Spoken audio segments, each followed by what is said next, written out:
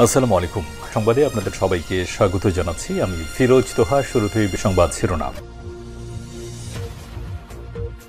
দখলদার ইসরায়েলি বাহিনী এবং ফিলিস্তিন পুরোদমে যুদ্ধ চলছে, আর এই মুহূর্তে আমাদের হাতে এসছে যুদ্ধের ভয়ঙ্কর কিছু গুরুত্বপূর্ণ আপডেট সংবাদ। প্রথমেই জানাবো, মসজিদ আল আকসা ধ্বংসের এআই ভিডিও প্রকাশ, মধ্যপ্রাচ্যে তোলপাড়। মুসলিমদের তৃতীয় পবিত্র স্থান ও প্রথম কিবলা আল আকসা মসজিদ নিয়ে একের পর এক ষড়যন্ত্র করেই চলেছে ইসরায়েল। দেশটির প্রধানমন্ত্রী বেঞ্জামিন নেতানিয়াহু মসজিদটি ভেঙে ইহুদিদের থার্ড টেম্পল নির্মাণ করতে চান। এরই পরিকল্পনা হিসেবে এআই দিয়ে বানানো আল আকসা মসজিদ ধ্বংসের ভিডিও ছড়িয়ে দেওয়া হয়েছে সামাজিক যোগাযোগ মাধ্যমে। এই ঘটনায় তীব্র প্রতিক্রিয়া জানিয়েছে মধ্যপ্রাচ্যের নেতারা।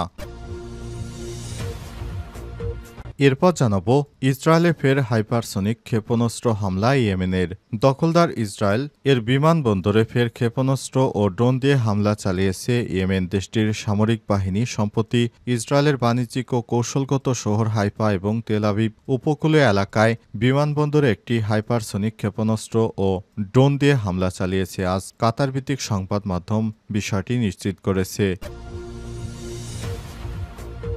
এদিকে শীঘ্রই কাশ্মীরে হামলাকারীদের বিরুদ্ধে পদক্ষেপ নেওয়া হবে বললেন রাজনাথ সিং। ভারতের প্রতিরক্ষা মন্ত্রী রাজনাথ সিং কাশ্মীরের পাহালগাম হামলার পেছনে থাকা ব্যক্তিদের বিরুদ্ধে কড়া হুঁশিয়ারি দিয়েছেন। তিনি বলেছেন, এই ধরনের ঘটনায় যারা দায়ী তাদের বিরুদ্ধে দ্রুতই ব্যবস্থা নেওয়া হবে। আজ ভারতীয় গণমাধ্যম এনডিটিভির এক প্রতিবেদনে এই তথ্য প্রকাশ করা হয়।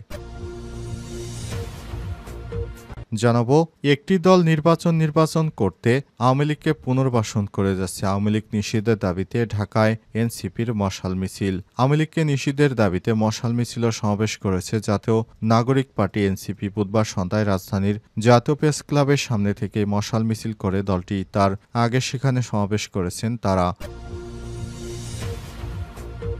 এবং সর্বশেষ জানাবো, দিল্লি অভিমুখে লং মার্চ করার হুঁশিয়ারি মামুনুল হকের।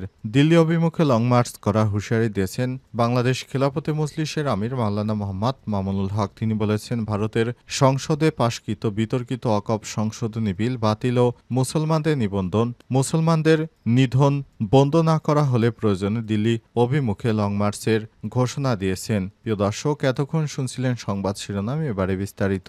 তবে তার আগে বন্ধুরা, অনুরোধ থাকবে সংবাদটিতে একটি লাইক দিন। এই চ্যানেলে আপনি নতুন হয়ে থাকলে আমাদের সংবাদটি দেখতে দেখতে চ্যানেলটি সাবস্ক্রাইব করে রাখুন। কমেন্ট করে বন্ধুরা আপনার মূল্যবান মতামত জানিয়ে দিন আপনি বিশ্বের কোন দেশ থেকে বা বাংলাদেশের কোন স্থান থেকে আমাদের সংবাদটি দেখছেন এবং শুনছেন। আর বন্ধুরা, গাজা যুদ্ধে আপনি যদি নিরীহ ফিলিস্তিনিদের ভালোবেসে থাকেন, কমেন্টে ইয়েস লিখে বিশ্ববাসীকে জানিয়ে দিন। এই সংবাদটি আপনার সোশ্যাল মিডিয়া ফেসবুকে বন্ধুদের মাঝেও শেয়ার করে দিন, যাতে করে তারা আমাদের এই লেটেস্ট আপডেট সংবাদগুলো জানতে পারে। এবারে বিস্তারিত। আল আকসা ধ্বংসের এআই ভিডিও প্রকাশ, মধ্যপ্রাচ্যে তোলপাড়।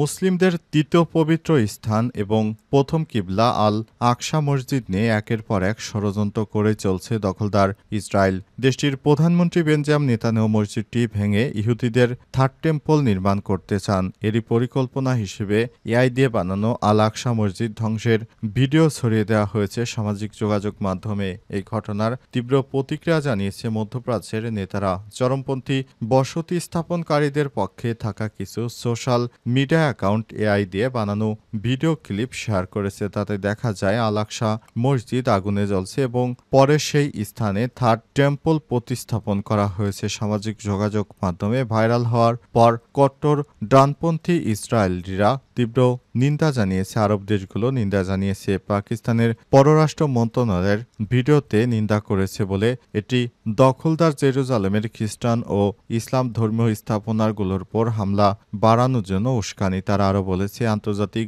সম্প্রদায় গাজার উপর ইসরায়েলি গণহত্যামূলক আগ্রাসনে জবাব দিতে ব্যর্থ হয়। ইসরায়েল কঠোর ডানপন্থী সরকার এখনও আরও বেপরোয়া হয়ে ওঠে তাদের বিস্তারণবাদী পরিকল্পনা বাস্তবায়ন করছে। জেরুজালেমে ইসলামী ও খ্রিস্টান ধর্মীয় স্থাপনাগুলোর অভিভাবক হিসেবে দায়িত্ব পালনকারী জর্ডান ফিলিস্তিন কর্তৃপক্ষের সঙ্গে একযোগে এই এআই ভিডিও নিন্দা করেছে। তারা একে ইসরায়েলি বসতি স্থাপনকারীদের চরমপন্থী ও বর্ণবাদী উস্কানি হিসেবে আখ্যায়িত করেছে। জর্ডানের পররাষ্ট্র মন্ত্রণালয়ের মুখপাত্র বলেছেন, এই আগ্রহযোগ্য উস্কানির বিরুদ্ধে জর্ডান কঠোর বিরোধিতা ও তীব্র নিন্দা জানায় এবং আন্তর্জাতিক সম্প্রদায়কে এই ধরনের উস্কানির বিরুদ্ধে পদক্ষেপ নেয়ার আহ্বান জানিয়েছে। কাতারও এই ইস্যুতে প্রতিক্রিয়া জানিয়ে সতর্ক করেছে, এই ধরনের উস্কানিমূলক দখলকৃত ফিলিস্তিনি অঞ্চলে সহিংসতা আরও বাড়াতে পারে। ভিডিওটি শেয়ার করা হয়েছে এমন এক সময় যখন চরমপন্থী বসতি স্থাপনকারীরা মাটিতে নানা উস্কানিমূলক কর্মকাণ্ড চালিয়ে যাচ্ছে। গত কয়েকদিন শত শত কট্টরপন্থী ইসরায়েলি আল আকসা মসজিদ প্রাঙ্গণে একাধিকবার ঢুকে পড়েছে এবং সময় তারা ইসরায়েলি নিরাপত্তা বাহিনীর সহায়তা পেয়েছে। দশকের পর দশক ধরে চালু থাকা একটি চুক্তি অনুযায়ী কেবল মুসলিমরাই সেখানে ইবাদত করার অনুমতি রয়েছে, কিন্তু 2022 সালে নেতানিয়াহুর নেতৃত্বে কট্টর ডানপন্থী সরকার গঠনের পর থেকে তারা বারবার ওই সংবেদনশীল স্থির অবস্থা লঙ্ঘন করেছে। ইসরায়েলে ফের হাইপারসনিক ক্ষেপণাস্ত্র হামলা ইয়েমেনের। দখলদার ইসরায়েল ফের ক্ষেপণাস্ত্র ও ড্রোন হামলা চালিয়েছে ইয়েমেনে। দেশটির সামরিক বাহিনীর সম্প্রতি ইসরায়েলের বাণিজ্যিক ও কৌশলগত শহর হাইফা এবং তেল আবিবের উপকূলীয় এলাকার জাফায় ব্যালিস্টিক ও হাইপারসনিক ক্ষেপণাস্ত্র এবং ড্রোন হামলা চালিয়েছে। ইয়েমেনি সশস্ত্র বাহিনীর মুখপাত্র ব্রিগেডিয়ার জেনারেল ইয়াহিয়া সারি এই খবর নিশ্চিত করেছেন। আজ এক বিবৃতিতে ইয়াহিয়া সারি জানান, আমাদের ক্ষেপণাস্ত্র ইউনিট ইসরায়েলের অধিকৃত হাইফায় একটি গুরুত্বপূর্ণ লক্ষ্যবস্তুতে হাইপারসনিক ও ব্যালিস্টিক ক্ষেপণাস্ত্র নিক্ষেপ করেছে। এই ক্ষেপণাস্ত্র সফলভাবে লক্ষ্যবস্তুতে আঘাত হানে এবং শত্রুপক্ষের প্রতিরক্ষা ব্যবস্থা একে প্রতিহত করতে ব্যর্থ হয়েছে। তিনি আরও বলেন, এই হামলার ফলে হাইফা শহরে ব্যাপক আতঙ্ক ছড়িয়ে পড়ে এবং অনেক ইসরায়েলি গোপনে আশ্রয় নিতে বাধ্য হয়। সারি আরও জানান, আমাদের ড্রোন ইউনিটও জাফা শহরের একটি কৌশলগত স্থাপনায় আঘাত হেনেছে, তবে এই হামলায় ক্ষয়ক্ষতি বা বিস্তারিত তথ্য এখনও প্রকাশিত হয়নি। ইয়েমেনি সামরিক মুখপাত্র এ সময় স্পষ্ট করে বলেছেন, আমাদের জনগণ গাজার উপর চলমান আগ্রাসন বন্ধ না হওয়া পর্যন্ত এবং অবরোধ প্রত্যাহার না হওয়া পর্যন্ত এই প্রতিরোধ চালিয়ে যাবে। এটি আমাদের জাতীয় এবং নৈতিক দায়িত্ব। ইসরায়েল হামাস যুদ্ধ শুরু হওয়ার পর ইয়েমেন থেকে এর আগেও বহুবার লোহিত ও ভূমধ্যসাগর অভিমুখে ড্রোন বা ক্ষেপণাস্ত্র হামলার ঘটনা ঘটেছে, কিন্তু সম্প্রতি সরাসরি তেল আবিব এবং হাইপার মতো অঞ্চলে ব্যালিস্টিক ও হাইপারসনিক ক্ষেপণাস্ত্র নিক্ষেপ এই অঞ্চলে সংঘাতের এক নতুন মাত্রা যোগ করেছে। একটি বড় যুদ্ধের পূর্বাভাস দিয়েছে। সেখানে হুতি বিদ্রোহীরা নতুন করে যেভাবে দখলদার ইসরায়েলে হামলা চালাচ্ছে, আবার তাদের সঙ্গেও বড় যুদ্ধ বেঁধে যাওয়ার আশঙ্কা দেখা দিয়েছে।